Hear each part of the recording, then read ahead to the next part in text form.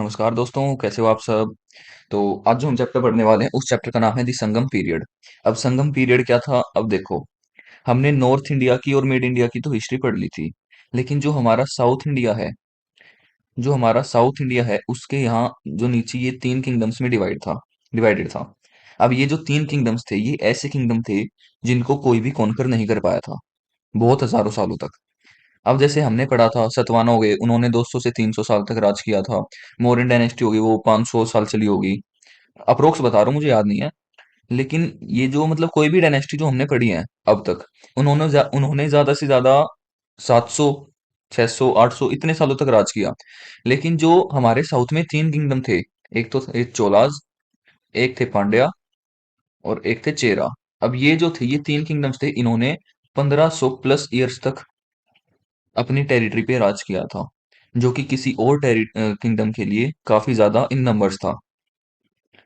अब स्टार्ट करने से पहले, ये जो है एक तरह से कह सकते हैं ये हमारी एंशियंट हिस्ट्री का लास्ट चैप्टर है। लेकिन इससे पहले दो चैप्टर और जो मैंने आपको पहली वीडियो में बताया था कि लास्ट में करवाऊंगा, तो एक तो था वो इंडस वैली सिविलाइजेशन का, जिसे हम हिंदी में बोलते हैं सिंधु घाटी सभ्यता, हड़प्पा वगैरह वाला चैप्टर। और एक हो गया हमारा जो एजेस थी, पैलियोलिथिक एज, नियोलिथिक, मेसोलिथिक, ये वाला चैप्टर।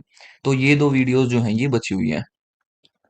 इनके बाद मैं आपके लिए सारी वीडियोस को कंबाइन करके एंशियंट हिस्ट्री की अलग से, जिसमें पूरा एंशियंट हिस्ट्री होगी जिसमें पूरी एंशियंट हिस्ट्री होगी उसको बना दूंगा। तो बिना देरी किए स्टार्ट करते हैं। ये जितने भी नोट्स हैं ये आपको टेलीग्राम पर मिल जाएंगे। तो सब्सक्राइब करो और स्टार्ट करते हैं। अब साउथ में जब आते हैं तो साउथ में सबसे फेमस जो हमारा स्टेट है वो कौन सा है? हमें याद आता है तमिलनाडु। अब देखो, दुनिया की सबसे ओल्डेस्ट लैंग्वेज कौन सी है? आप बोलोगे संस्कृत, जो कि सही भी है। पर जितनी पुरानी संस्कृत है, संस्कृत से या तो ज्यादा पुरानी या संस्कृत जितनी ही पुरानी हमारी एक लैंग्वेज है तमिल, जो कि अंडररेटेड है। तो ये जो तमिल लैंग्वेज है इसके अंदर भी हमारे बहुत सारे टेक्स्ट थे, हमारी बहुत सारी लिटरेचर थी, जो कि बहुत बहुत ज्यादा, मतलब एक तरह से कह सकते हैं बहुत कम बची हैं अब के टाइम पर। अब जब ये तीन किंगडम जो थे राज कर रहे थे, तो उस टाइम पर थ्री संगम्स थी। अब संगम्स क्या होते हैं? ये तमिल पोइट्स की अकेडमी एक तरह से हम कह सकते हैं। ठीक है। तो ये हमारे एंशियंट साउथ इंडिया में होती थी, जिनको हम ये भी बोलते थे। अब इसे क्या कहते हैं ये मुझे याद नहीं, हिंदी में देखते हैं। हिंदी में हम इसे बोलते हैं मुचांगम। तो इसे हम मुचांगम नाम से प्रोनाउंस करते थे इन तीनों तमिल लीजेंड्स को साथ में। ठीक है। अब जो फर्स्ट संगम जो हमारा हुआ था वो हुआ था मदुरई में। ठीक है। जिसको अटेंड किया था हमारे भगवानों ने और जो हमारे लेजेंडरी ऋषिज थे उन्होंने। लेकिन इसका कोई भी अब वर्क नहीं बचा, ये हमारा जो वर्क है ये एक्सटिंक्ट हो चुका है। ठीक है। अगला जो हमारा संगम होता है वो हमारा होता है कपटापुरम में। ठीक है। इसका सिर्फ एक ही टेक्स्ट बचा है जिसको हम कहते हैं टोलकाप्पियम। जो हमारा थर्ड संगम है वो भी हमारा फिर से हुआ था मदुरई में। ठीक है। जिसके जो हमारे तमिल लिटरेरी वर्क्स थे वो अब तक सर्वाइव कर चुके हैं और बहुत ज्यादा यूजफुल सोर्सेज हैं संगम पीरियड की हिस्ट्री को पढ़ने के लिए। अब इनसे हमें उन्हीं तीन किंगडम्स का पता चलता है।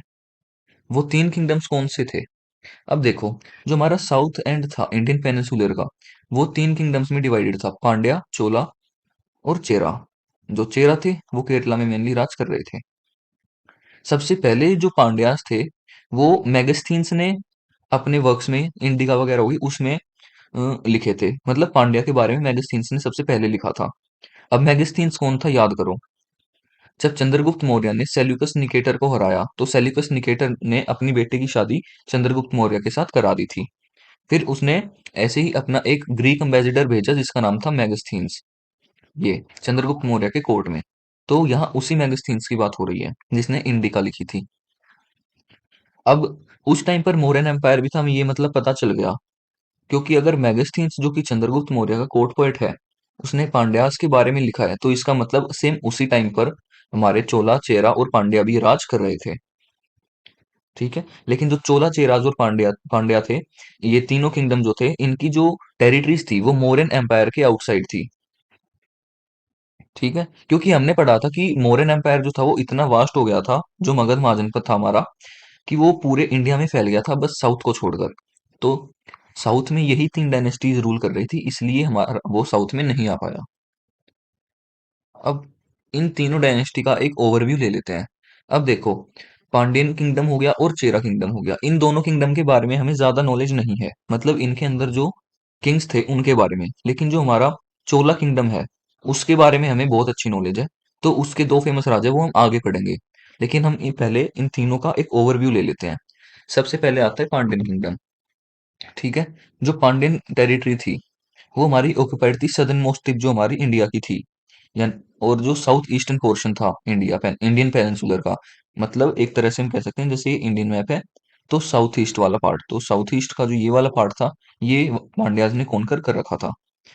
आज के टाइम पर अगर हम देखें तो इसके अंदर ये क्या है, तिरुनेलवेली और रामनद और मदुराई जो कि तमिलनाडु में है, ये सब इंक्लूडेड थे। इसकी इनकी जो कैपिटल थी वो थी मदुराई, जो कि एक ग्रेट कल्चरल सेंटर बन गई थी। ठीक है। जो पांड्यन किंगडम्स थे वो कैसे कमाई करते थे, वो करते थे ट्रेडिंग से। अब ट्रेडिंग इनकी किसके साथ थी, ट्रेडिंग थी इनकी रोमन एम्पायर के साथ। ठीक है। और ये भी पता चलता है कि ये जो पांड्यन किंग्स थे इन्होंने एम्बेसीज भी भेजी थी रोमन रोमन एम्पायर अगस्टस के पास। अब इनके राज में जो हमारे ब्राह्मण थे, हमारे पंडित जी थे, उन्हें भी बहुत अच्छा एक फायदा हुआ। अच्छी तरह से वो वैदिक सेक्रीफाइसेस करते थे, अच्छी तरह से अपने धर्म का पालन करते थे।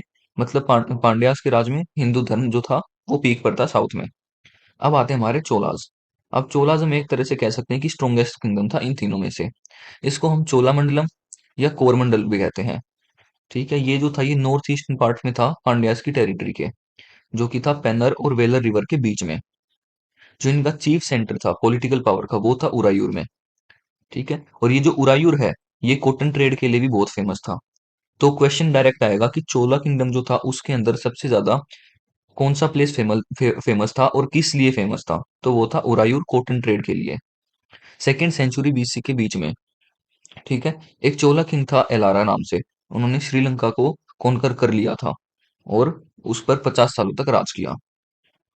ठीक। इसके बाद जो इनका नेक्स्ट फेमस किंग आया था वो आया था करिकल। अब ये जो है ये वैसे ही एक ओवरव्यू हमें मिल रहा है, अभी हम इनके बारे में आगे पढ़ेंगे। और ये जो करिकल था इन्होंने पुहार की सिटी को भी फाउंड किया था और 160 किलोमीटर लंबा एम्बैंकमेंट बनाया था कावेरी रिवर के सहारे। ठीक। अब ये जो पुहार था ये आज के टाइम पर है कावेरी पट्टनम, जो कि चोला की कैपिटल थी। ठीक है। तो चोलास की कैपिटल कौन सी थी, दो, इन दोनों में से एक चीज दे देंगे, पुहार या कावेरी पट्टनम, तो जहां पर इन दोनों में से दिख जाए कोई भी एक उस पर टिक लगा देना। उसके बाद क्या होता है कि जो करिकल के जो सक्सेसर्स थे उसके बाद जो चोला पावर थी वो रैपिडली डिक्लाइन होने लगी और उनकी जो कैपिटल थी कावेरी पट्टनम वो भी डिस्ट्रॉय हो गई थी। ठीक है। यानी जो लास्ट स्ट्रॉन्गेस्ट रूलर था इनका वो था करिकल। अब नेक्स्ट है हमारा चेरा किंगडम। अब जो चेरा किंगडम है वो केरला केरला में था। केरला कंट्री एक तरह से कह सकते हैं बिल्कुल डिफरेंट किंगडम हो गया था। तो फिर उसके बाद जो था इन्होंने अपने दो रेजिमेंट सेट किए थे रोमन्स ने, जिन्हें कहते थे मुजीरिस, जो कि आइडेंटिकल थे क्रैंगनोर इन द चेरा कंट्री। यानी जो रोमन्स थे उन्होंने अपने रेजिमेंट चेरा कंट्री में शामिल किए थे। ठीक है। जो कि ये इस नाम से थे और वो चोला के साथ में इस नाम से जाने जाते थे, ये याद कर लेना आप। फिर देखते हैं कि इस हिस्ट्री में सबसे इंपॉर्टेंट पार्ट जो था वो था कि जो चेरा थे जब चोलास के साथ फाइट करते हैं 150 ईडी में। चेरा पोइट्स कहते हैं कि इनका जो जो ग्रेटेस्ट किंग था वो था सेंगुतुवन। ठीक है। जिसको हम रेड चेरा के नाम से भी जानते थे। अब ये जो रेड चेरा वाला क्वेश्चन है ये मिनिमम 10 बार तो पूछ लिया होगा एसएससी वालों ने और डीटीपीएसबी वालों ने। ठीक है। क्योंकि जब मैंने प्रीवियस ईयर इनके जो क्वेश्चन देखे हैं उसमें मैंने 10-20 बार तो ये पढ़ लिया है। अब साथ ही साथ ना कुछ और छोटी मोटी डायनेस्टीज भी रूल कर रही थी, जैसे कि आ गए वकाटकास। ये गुप्ता डायनेस्टी के कंटेम्परेरी थे, मतलब जिस टाइम पर गुप्ता डायनेस्टी का राज चल रहा था उसी टाइम पे वकाटकास भी रूल कर रहे थे। अब ये बुंदेलखंड, सेंट्रल प्रोविंस, बेराड़ और नॉर्थर्न डेक्कन यहाँ पर स्ट्रॉन्ग थे। वकाटकास जो थे वो ब्राह्मण्स थे और जो उनकी इंस्क्रिप्शन थी उनके अंदर ये अपने आप को कहते थे हरिजपुत्र राज। ठीक है। अब इस डायनेस्टी के जो इंपॉर्टेंट रूलर्स थे वो थे विंध्य शक्ति, जिन्होंने डायनेस्टी को फाउंड किया था। फिर आते हैं प्रवरसेन, इन्होंने टाइटल यूज किया था महाराजा अधिराजा। अब महाराजा अधिराजा आप सबको पता है कि कितने सारे राजाओं ने यूज कर लिया था, तो ये याद रख लेना। बस ये याद रखना कि इस पर्टिकुलर डायनेस्टी के अंदर कौन से किंग ने महाराजा अधिराजा या महाराजा टाइटल यूज किया है, क्योंकि वो डायरेक्ट ये नहीं पूछेंगे कि कौन से राजा ने महाराजा अधिराजा टाइटल लिया था, वो ये पूछेंगे कि इस डायनेस्टी के कौन से किंग ने महाराजा अधिराजा टाइटल यूज किया था। अब ये जो प्रवर सेन थे, इन्होंने अश्वमेध और वाजपेयी यज्ञ भी करवाया। फिर आते हैं हमारे रुद्रसेन वन।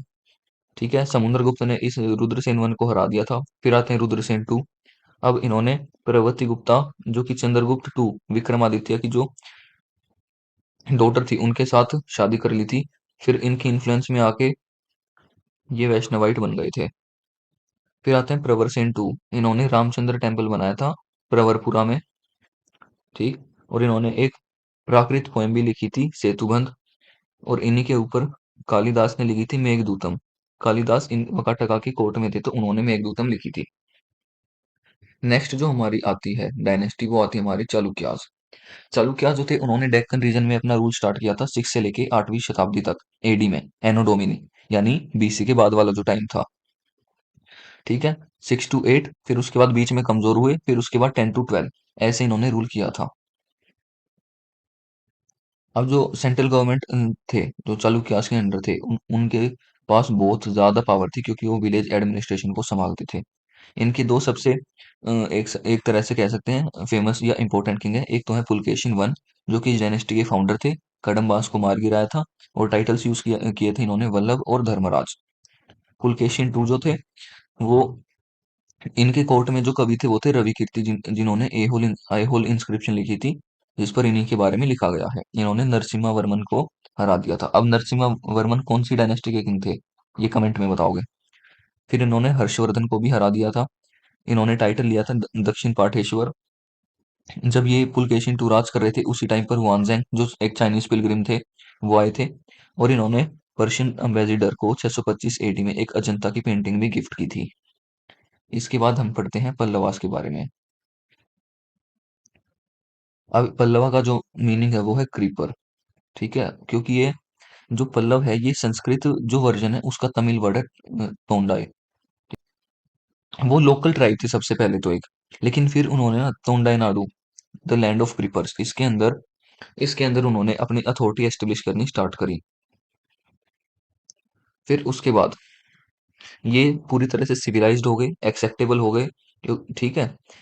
अब इनके किंग्स के बारे में पढ़ते हैं।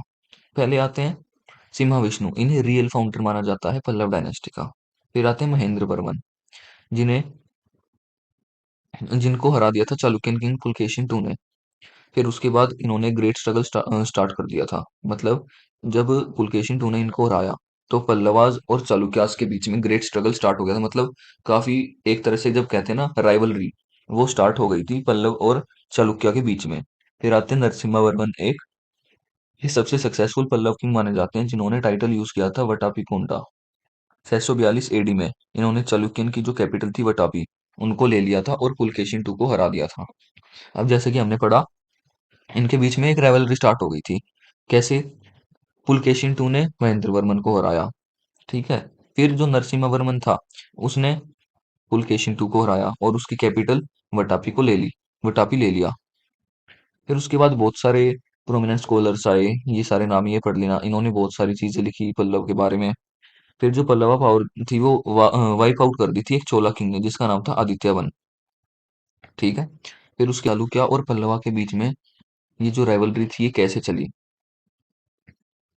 The main interest in the political history of peninsular India from 6th to 8th century AD centers around the long struggle between Pallava of Kanchi और Chalukyas of Badami for supremacy.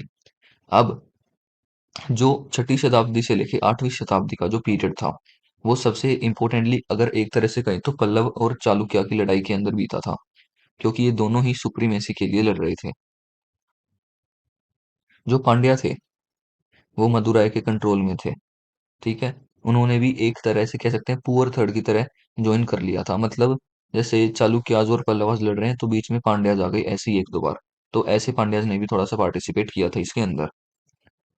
ठीक है। अब ये टेरिटोरियल रिसोर्सेज को लेने के लिए आपस में लड़ रहे थे पल्लव और चालुक्य। अब दोनों के दोनों अपनी सुप्रीमेसी जमाने के लिए कृष्णा और तुंगा भद्रा नदी के ऊपर लड़ रहे थे। जो पहला इवेंट आया, वो आया था जब एक famous Chalukyan king Pulakeshin two राज कर रहे थे। इस कन्फ्लिक्ट के अंदर ये पल्लवा की कैपिटल तक पहुंच गए। यानी बिल्कुल पल्लव जो डायनेस्टी थी, पल्लव साम्राज्य के बिल्कुल बीच में, यानी उनकी कैपिटल के अंदर पहुंच गए थे।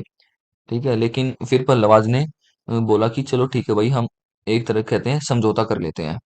ठीक है, फिर पल्लवाज ने कहा कि भाई हम कैपिटल तो नहीं दे रहे, लेकिन जो हमारे नॉर्थ प्रोविंसेस हैं वो हम पुलकेशिन टू को दे देंगे। अब ऐसे यहाँ पर हो गया समझौता। अब नेक्स्ट देखते हैं। फिर जो पुलकेशिन टू थे, उनकी आई सेकंड इन्वेजन, लेकिन उसके अंदर वो फेल हो गए। ठीक है, फिर जो पल्लवा किंग थे नरसिम्हा वर्मन, उन्होंने चालुक्य की कैपिटल को जीत लिया जो कि थी वटापी में। ठीक है, फिर जो ये जो नरसिम्हा वर्मन थे, इन्होंने पुलकेशिन टू को ऑलमोस्ट मार ही दिया था। फिर नरसिम्हा वर्मन को टाइटल मिला वटापी कोंडा। अब ये क्यों मिला? क्योंकि इन्होंने वटापी कोंडा यानी इनको कॉन्कर कर लिया था, दी कॉन्करर ऑफ वटापी। ठीक है, फिर चालुक्य किंग जो थे विक्रमादित्य टू, उन्होंने कांची को 3 बार अटैक किया था। ठीक है, फिर उन्होंने जो पल्लव थे उनको कंप्लीटली हरा दिया था। अब हमारी जो डायनेस्टी आती है वो आती है कडम्बा। कडम्बा डायनेस्टी के अंदर क्या था? ये फाउंड किया था मयूर शर्मा ने 345 एडी में, और ये 540 एडी तक बचा था। तो एक तरह से हम रफली कह सकते हैं तो इन्होंने 200 साल तक राज किया। ये एंशियंट रोयल किंगडम था जिसने कर्नाटका और कानपुर के एरिया पर राज किया था। मयूर शर्मा ने पल्लवास को भी डिफीट कर दिया था, और वहां पर इन्होंने अपनी सोवरेनिटी ले ली थी, यानी कि कोई बाहर की अथॉरिटी हमारे ऊपर राज नहीं कर सकती। फिर इनकी जो पावर थी वो काकुस्त नरमन के, ये क्या नाम है इसका, 1 मिनट, काकुष्ट नरमा के जो अंडर में थी वो बहुत ज्यादा पीक पर चली गई थी। अब इसके बाद एक डायनेस्टी आती है वेस्टर्न गंगाज। ये मैंने हाईलाइट करना भूल गया, मैं इस डायनेस्टी को, बहुत छोटी थी ये, तो आप हाईलाइट कर लेना। ये अलग डायनेस्टी स्टार्ट होगी अब। ये जो वेस्टर्न गंगा थे ये भी बहुत बहुत इंपॉर्टेंट रूलिंग डायनेस्टी थी, जो कि कर्नाटका में राज कर रही थी 350 से लेके 750 एडी तक। ठीक है, इन्होंने अपना रूल तब स्टार्ट किया था जब जो पल्लवास थे जो पल्लवास थे वो उनका एम्पायर कमजोर हो रहा था। ठीक, अब मैं एक काम करता हूँ, मैं इनके भी कुछ इंपॉर्टेंट किंग्स के बारे में लिख देता हूँ, वेस्टर्न गंगा के। तो इसके जो इंपॉर्टेंट किंग थे, एक सबसे पहले तो जो आए थे वो आए थे अनंत वर्मन। ये याद रखने आपको नाम। ये इस डायनेस्टी के फाउंडर थे, किसके? वेस्टर्न गंगा के। एक तरह से कह सकते हैं पश्चिम गंगा जिन्हें नाम करते हैं। ठीक है, इन्होंने जो टाइटल एज्यूम किया था वो मतलब अजीब से नाम का था। उसकी मैं स्पेलिंग यहाँ पर लिख रहा हूँ।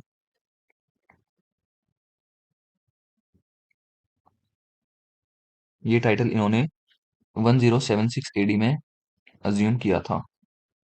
फिर जो हमारा फेमस जगन्नाथ मंदिर है वो भी इन्हीं ने बनवाया था।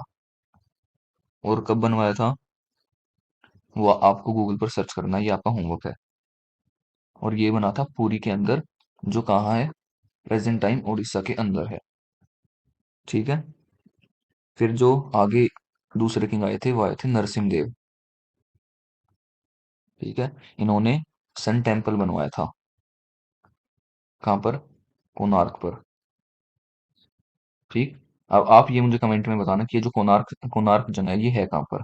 तो यहाँ पर हमारा जो वेस्टर्न गंगा है वो हमारा खत्म हो जाते हैं। फिर आते हैं हम अपने इंपेरियल चोलास के अंदर। अब उन तीनों किंगडम जो हमारे साउथ में राज कर रहे थे उनमें से सबसे ज्यादा इंपॉर्टेंट थे चोलास, क्योंकि इन्हीं का लिटरेरी वर्क एक तरह से कह सकते हैं बचा था। चोला राज्य के जो फाउंडर थे वो थे विजयलया। ठीक है, जो कि पल्लवास के फ्यूडेटरी थे, और उन्होंने तंजौर को कैप्चर कर लिया था 850 एडी में। अब जो चोलास थे इन्होंने पल्लवास ऑफ कांची को भी हरा दिया था, और पांड्यास की जो पावर थी उसको भी कमजोर कर दिया था, और जितनी भी सदर्न तमिल कंट्री थी उसको अपने कंट्रोल में ले लिया था। ठीक है, लेकिन जो चोलास थे उनके लिए मतलब थोड़ी सी मुश्किल हुई थी, जो हमारी डायनेस्टी आई थी ना राष्ट्रकूट, उनके अगेंस्ट में अपने किंगडम को बचाना, क्योंकि वो बहुत ज्यादा तेजी से अटैक कर रहे थे चोलास चोलास पर। लेकिन फिर धीरे धीरे चोलास भी डिक्लाइन होने लगे। ठीक है, चोलास भी डिक्लाइन होने लगे। पर एकदम से क्या होता है कि जो राष्ट्रकूट डायनेस्टी के कृष्ण थ्री, जो हमारे राजा थे, जब वो मर जाते हैं तो राष्ट्रकूट एम्पायर का डिक्लाइन आ जाता है। फिर हमारे राइज कर जाते हैं चोला एक बार फिर से। मोस्ट इंपोर्टेंट जो किंग है चोला डायनेस्टी के, सबसे पहले वो आते हैं राजा राजा, जिन्होंने 985 से लेके 1014 डोमिनी तक राज किया था। इन्होंने चेरा नेवी जो कि त्रिवेंद्रम में थी उसको डिस्ट्रॉय कर दिया था और क्विलोन पे अटैक कर दिया था। फिर इन्होंने मदुराई को कॉन्कर किया, पांड्यन किंग को भी कैप्चर कर लिया, और श्रीलंका जो वो थी, श्रीलंका जो हमारा नीचे साउथ में, उसको भी कॉन्कर कर लिया था, उसके नॉर्थन पार्ट को, और अपना एम्पायर वहां पर सेटअप कर दिया। अब इनके टाइम पर कोरमंडल कोस्ट और मालाबार कोस्ट, ये दो जो थे, ये ट्रेडिंग के सबसे बड़े सेंटर थे। अब इन्होंने क्या क्या किया था, राजा राजा ने थोड़े उनके और ज्यादा काम जान लेते हैं। इन्होंने वेंगी को कैप्चर कर लिया था, और टाइटल इन्होंने अपने आप को दिया था मूवेंदर। श्रीलंका, नॉर्थ श्रीलंका को एनेक्स करके उसका नाम रख दिया चोलामंडलम। ये ग्रेटेस्ट रूलर थे। इन्होंने राजा राजेश्वर टेम्पल बनवाया था, शैलेंद्र डायनेस्टी को भी हरा दिया था, और इन्हें शिवपद शेखरम भी कहा जाता है, क्योंकि ये शैविज्म के फॉलोअर थे, मतलब हमारे महादेव के बहुत बड़े भक्त। फिर जो हमारे नेक्स्ट आते हैं वो आते हैं राजेंद्र वन। इन्होंने जो था, एक तरह से हम कह सकते हैं बहुत अच्छी तरह से, और एक्सपीरियंस जैसे लोग संभालते हैं वैसे अपने चोला एम्पायर की एडमिनिस्ट्रेशन को संभाला था। तो श्रीलंका का जो कॉन्क्वेस्ट था वो भी इन्होंने कंप्लीट कर दिया था। और उस टाइम पर श्रीलंका श्रीलंका के जो राजा थे वो थे महेंद्र फाइव। ठीक है। फिर उसके बाद उन्होंने उनकी क्वीन को भी कैप्चर कर लिया था युद्ध के अंदर। अब श्रीलंका जो थी, उन्होंने वो श्रीलंका जो था, मतलब जो देश था, वो अगले 50 साल तक अपने आप को बचा नहीं पाया, मतलब उसकी कैप्चर में ही रहा था चोलास के। फिर इन्होंने कलिंगा से लेके बंगाल तक अपना मार्च स्टार्ट कर दिया, रिवर गंगा के किनारे किनारे, फिर टू लोकल किंग्स को हरा दिया था। फिर ये करने के बाद इन्होंने गंगा कोंडा चोला, ये अपने आप को टाइटल दे दिया था। ठीक है। फिर एक सिटी भी इन्होंने फाउंड की थी जिसका नाम था गंगा कोंडा चोलापुरम। ठीक है, city of Chola who conquered the Ganga. और ये इन्होंने अपनी कैपिटल बना ली थी। अब ऐसे ऐसे ही इनके ये जो है, ये शैलेंद्र डायनेस्टी को डिस्ट्रॉय कर दिया था, श्री विजय किंगडम की। ठीक है। और चाइना में एम्बेसी सेंड करना, फिर सोसाइटी अंडर चोला वर्ना सिस्टम भी अच्छी तरह से काम कर रहा था हमारा। तो ये सब चोला एम्पायर के काम थे अच्छे। ठीक। फिर यही हमारे वेस्टर्न गंगा, जो कि मैंने नीचे समझाया है, अनंत वर्मन जो कि फाउंडर थे। टाइटल इन्हें ये मिला था 1076 एडी में, जगन्नाथ टेम्पल इन्होंने बनवाया था पुरी में, जो कि उड़ीसा में स्थित है। और नरसिम्ह देव जिन्होंने सन टेम्पल बनाया था कोणार्क में। अब यहाँ तक हमारी एंशियंट हिस्ट्री हो जाती है कंप्लीट। बस हमारी एक, मैंने जो मुझे जो शुरू में कराना था वो चैप्टर था हमारा इंडस वैली सिविलाइजेशन, जो कि इसके बाद में उसकी वीडियो डाल दूंगा। तो आज के लिए बस इतना ही। नेक्स्ट वीडियो में मिलते हैं।